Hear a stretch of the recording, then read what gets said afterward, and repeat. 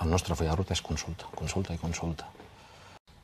Per nosaltres la independència, el referèndum d'autodeterminació és un punt de partida, no d'arribada, però sí que és veritat que la independència, l'autodeterminació, la sobirania econòmica ens permet tenir instruments democràtics per canviar la nostra realitat.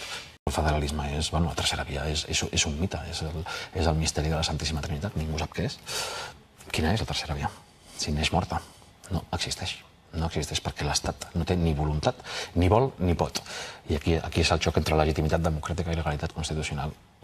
La pregunta no és, hi haurà o no hi haurà consulta, és què s'ha de fer perquè hi hagi consulta. I aquesta és la pregunta, no? La pregunta de veritat, la que ens interpel·la a tots com a actors polítics i com a subjectes polítics. La seva resposta. Què s'ha de fer?